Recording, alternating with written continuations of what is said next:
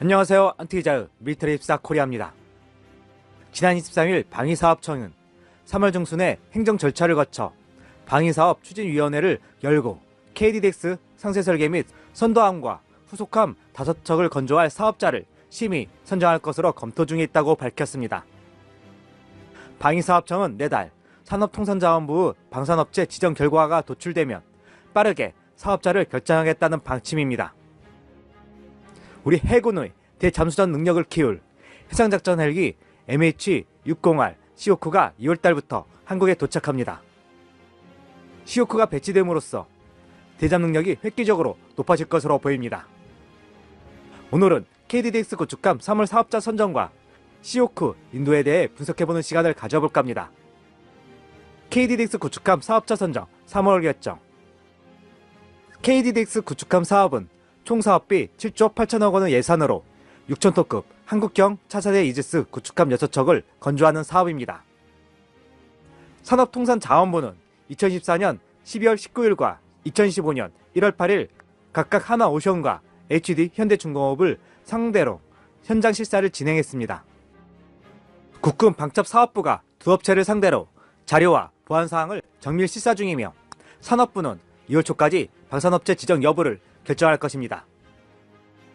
KDDX 구축함 사업자 선정은 방사청은 당초 예정보다 8개월이나 절차가 늦어지면서 발생한 전력 지원 공백 리스크를 줄이기 위해 KDDX 상세 설계 및 선도함 건조 사업자 선정과 후속함 5척 건조 사업을 이번 방추위에서 모두 한 번에 처리한다고 합니다.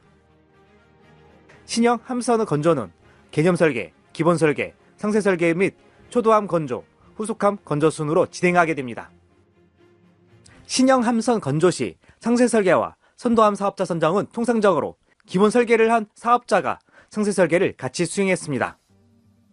KDDX 사업은 개념 설계는 하나오션이, 기본 설계는 HD 현대중공업이 따내서 기본 설계는 검증을 통과해 종료된 상황입니다. 이에 관례대로 볼 때 기본 설계를 수주한 HD 현대중공업이 상세 설계를 가져가는 것은 정해진 수순이었습니다. 문제는 HD 현대중공업 직원들이 과거 KDDX 관련 기밀자료를 유출한 혐의로 모두 유죄가 확정됐다는 점입니다. HD 현대중공업 직원 6명은 군사기밀 탐지, 수집, 누설로 인한 군사기밀보호법 위반 혐의로 지난해 11월 유죄가 최종 확정되었습니다. 이들은 모두 징역 1에서 2년, 집행유예 2에서 3년을 선고받았습니다.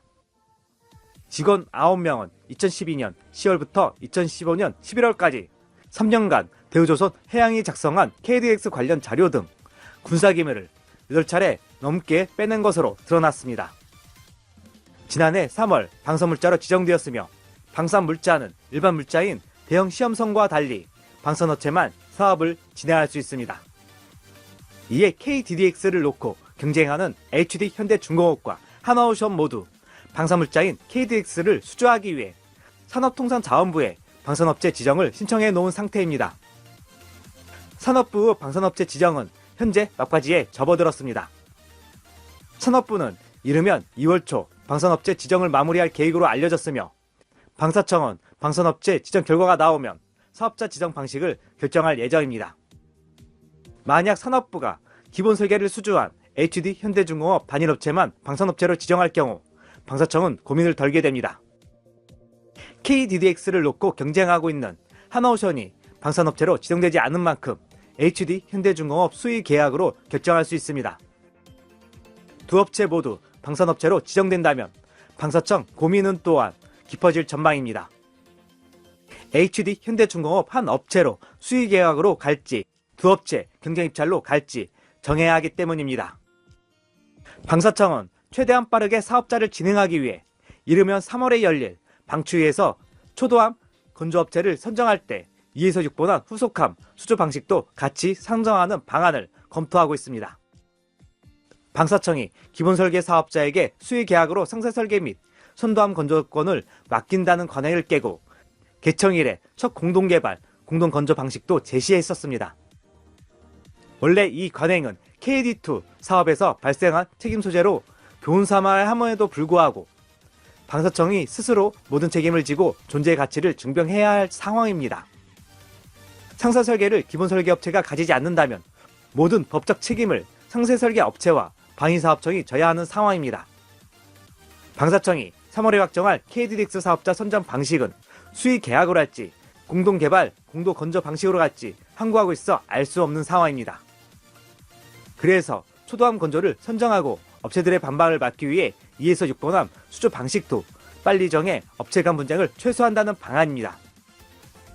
방사청 관계자는 방산업체 지정의 어떻게 결론 나더라도 최대한 빨리 사업자 선정 방식을 결정해 사업에 속도를 낼 것이라며 오는 2030년 초에는 초도함 건조를 완료할 수 있을 것으로 예상하고 있다고 말했습니다. 해상작전 헬기 시호크 인도 시작. 지난 24일 군에 따르면 미국 로키드 마틴이 제작한 시호크의 첫 물량이 2월 중순쯤 국내로 인도된다고 밝혔습니다. 우리 군은 2012년 해상작전 헬기 1차 사업 기종을 선정할 당시 성능면에서 우위가 있는 시호크를 선호했으나 비용을 우선 고려해 와일드캣을 선택한 바 있습니다. 지난 2020년 12월 제132회 방위사업 추진위원회에서 총 사업비 9,600원을 들여 2025년까지 시호크 12대를 도입하는 해상작전 헬기 2차 사업을 결정했습니다. 이는 해군 함정의 원거리, 수상, 수중 탐지 및 공격 능력 향상을 위해 대잠수정과 대수상 함정 능력을 보유한 해상작전 헬기를 국외 구매로 확보하는 사업입니다. 이에 따라 시호크 12대는 2월달부터 순차적으로 도입이 시작되며 이르면 올해 안에 모든 물량이 인도가 예상되며 이후 약 1년의 전력화 과정을 거쳐 실전 배치될 예정입니다. 시호크는 해군이 현재 30여 대를 운영하고 있는 해상작전 헬기인 와일드캣과 링스보다 성능이 뛰어난 것으로 평가받고 있습니다. 시호크는 육군이 사용하는 다목적 헬기 UH-60 블랙호크를 해군 군함에서 운영하기 위해 개조된 모델입니다. 시호크는 길이 19.7m, 높이는 5.1m, 기폭 3.3m로 최고 속도는 270km로 날 수 있으며 항속거리는 834km에 달합니다. 어뢰와 공대함 유도탄 등을 무장으로 적 잠수함 탐색을 위한 디핑 소나와 소노이브를 탑재합니다. 시호크가 전력화되면 북한 잠수함을 비롯한 잠수함 발사 탄도미사일에 대한 탐지, 추적, 요격 능력이 크게 향상될 것으로 보입니다. 또한 해군의 대잠수함전, 대수상함전 등 입체적인 작전 수행 능력 역량이 높아져 북한의 핵 미사일 위협에 대응하기 위한 수중 킬체인으로서 역할을 하게 될 전망입니다. 킬체인은 북한의 핵미사일 발사 이전에 처단하는 능력을 말하며 이는 미사일 방어 체계 및 대량 응징 보복 능력과 함께 한국형 삼축 체계를 구성합니다. 대잠 헬기 시호크 인도 배치로 해군의 대잠 능력은 비약적으로 상승할 것으로 보입니다. 오늘 준비한 내용은 여기까지입니다. 안티기자의 밀리터리 24 코리아 멤버십에 가입하시면 영상 제작을 후원하실 수 있습니다. 구독, 좋아요, 알림 설정은 좋은 콘텐츠 제작에 큰 힘이 됩니다.